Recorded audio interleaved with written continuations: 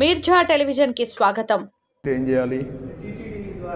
TTD మళ్ళీ వాళ్ళకు ఆ భారం పెడితే వాళ్ళు ఎట్లా ఫీల్ అవుతారు? ఇవన్నీ ఇంప్లికేషన్స్ కదా, ఒక ఇది కాదు కదా.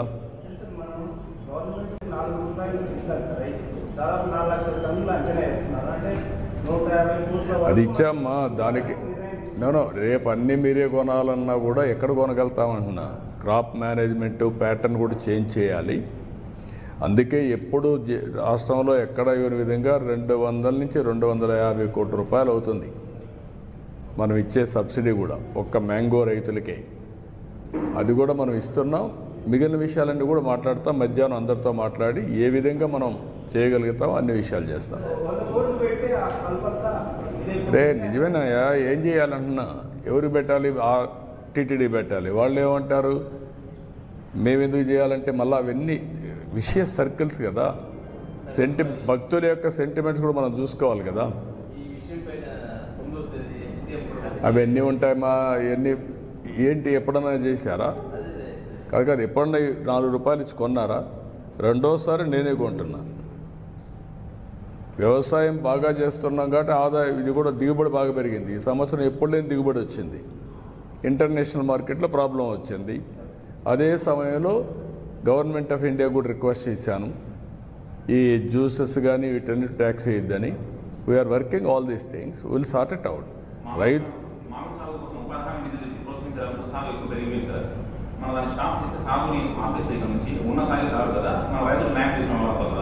అదే దీనికి అందుకనే ఒక మ్యాంగోనే కాకుండా అన్ని పంటలు కూడా ప్రపంచం మొత్తం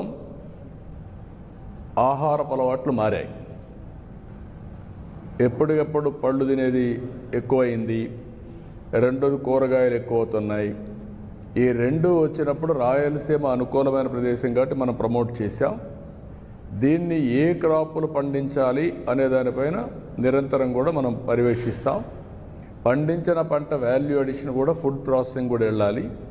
అందుకే ఈరోజు తమిళనాడులో కర్ణాటకలో లేనటువంటి ఫుడ్ ప్రాసెసింగ్ మన దగ్గర ఉన్న మొన్న గొడవలు కూడా జరిగాయి, మీరు చూశారు కర్ణాటకలో.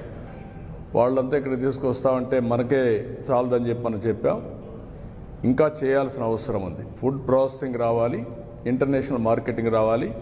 స్టాప్ చేయాలంటే ఏ పంట వేయాలి కూడా వర్కౌట్ చేయాలి కదా. రాను రాను ఆధునీకరణలో తర్వాత రెండో విషయం కూడా మీరు చూస్తే ఫుడ్ హ్యాబిట్స్ మారిన తర్వాత దీనికి తగినటువంటి ఇది కూడా మనం తయారు చేయాలి. ఒకప్పుడు దిగుబడులు తక్కువ ఉండేటివి, ఇప్పుడు దిగుబడులు బాగా పెరుగుతున్నాయి. ఒకప్పుడు చిన్నప్పుడు నేను చూసినప్పుడు మామిడి ఇంటికే వాడేవాళ్ళం. మీకు కూడా ఐడియా ఉంది. ఇంటి కోసం చెట్లు వేసేవాళ్ళం. ఆ చెట్లు వచ్చే పంట తర్వాత వాణిజ్య పంటగా తయారైందంటే ఎవరికో ఒకరికి ఇచ్చి ఈ చెట్లు ఇంత పంట ఉంది నువ్వు కొనుక్కోమనేవాళ్ళు. వాళ్ళు వచ్చి హార్వెస్టింగ్ చేసుకొని వెళ్ళేవాళ్ళు. అది నెక్స్ట్ ఫేజ్. ఇప్పుడు దాన్ని నేను కానీ హార్టికల్చర్ అంతా ప్రమోట్ చేసి తెలుగుదేశం వచ్చిన తర్వాత డ్రిప్ ఇరిగేషన్ కూడా పెట్టి, అంత మునుపంతా వానాకాలం పండది, ఎప్పుడు నీళ్లు పెట్టేవాళ్ళం కాదు. ఇప్పుడు నీళ్లు పెడుతున్నాం. నీళ్లు పెట్టినప్పుడు పంట కూడా బాగా వస్తుంది. 2-3 వెట్టింగ్స్ ఇస్తే మంచి దిగుబడి వస్తుంది. అలాంటి ఆధునికమైన ఇప్పుడు కొత్తగా మీరు చూస్తే కవర్స్ కూడా ఇచ్చాం ఫ్రూట్ కవర్ చేయడానికి. అది కానీ వస్తే వాల్యుయేషన్ పెరుగుతుంది. మనకు పంట కూడా వాల్యుయేషన్ పెరుగుతుంది. ఎందుకంటే ఏ పంట కూడా ఏ మామిడికి కూడా ఒక విధంగా పండు డ్యామేజ్ కాదు. ఆ మచ్చలు కానీ సైజు కానీ ఇవన్నీ బ్యూటిఫుల్గా వస్తాయి. అలాంటి వినూత్నమైన ఆలోచనలతో మనం ముందుకు పోవాల్సిన అవసరం ఉంది. ఈ సమస్య అట్మోస్ట్ ఎఫిషియెంట్గా పరిష్కారం చేస్తాం. అందరూ హాజరవుతారు. తొలి రోజే కదా, అప్పుడే నువ్వు సెలవులు పలవలు. తెలుగుదేశం పార్టీకి ఒక మెకానిజం ఉంది. తెలుగుదేశం పార్టీ 45 ఏళ్ళుగా పార్టీ క్యాడర్ బేస్డ్ పార్టీ ఇది కాబట్టి అవన్నీ సిస్టమేటిక్గా ఉంటాయి.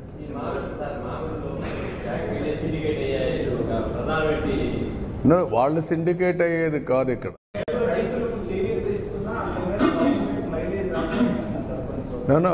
నేనేమంటానంటే రైతులు కూడా అర్థం చేసుకోవాలి.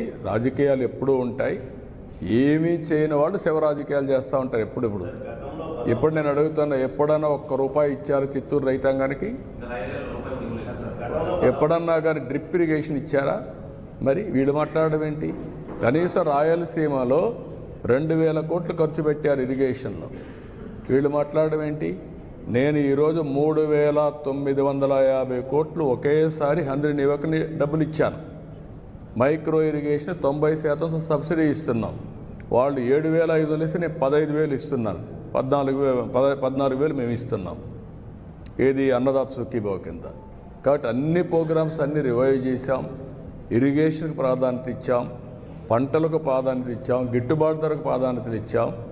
మన రాష్ట్రంలో అన్ని వాణిజ్య పంటలు, ఎందుకంటే రైతుకు ఎక్కువ ఆదాయం రావాలని వాణిజ్య పంటలకు వెళ్ళాం. ఓసారి వాణిజ్య పంటల్లో ఓసారి తక్కువ రేట్లు కూడా వస్తాయి, మామిడే కాకుండా అన్నీ.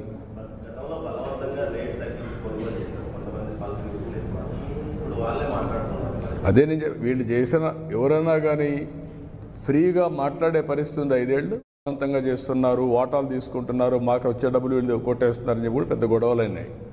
కాబట్టి ఇవన్నీ ఉన్నాయి. అందుకే నేను మీకు అనేది అంటే ప్రభుత్వం ఒక బాధ్యత కలిగిన ప్రభుత్వం. ఏ చిన్న విషయాన్ని కూడా యాజ్ ఇట్ ఈజ్ వదిలిపెట్టడం లేదు. అట్మోస్ట్ సమర్థవంతంగా ఆ సమస్యను పరిష్కారం చేస్తున్నాం. అందుకే మధ్యాహ్నం రమ్మన్నాను ఇద్దరిని మాట్లాడి దీన్ని లాజికల్గా ఇప్పటికే చాలా వరకు 60% ప్రొక్యూర్మెంట్ అయిపోయింది. ఈ మంత్ 20కి 25కి లేకపోతే మంత్ ఎండ్కు లేకుంటే ఆగస్టు, అది మధ్యాహ్నం నేను చెప్తాను ఏ టైం అనేది, దాని ప్రకారం ముందుకెళ్తాను. ఏది వీళ్ళకి ఇచ్చేదా డిఫరెంట్గా ఇవన్నీ తొందరలోనే వాళ్ళ అకౌంట్లో వేస్తాం.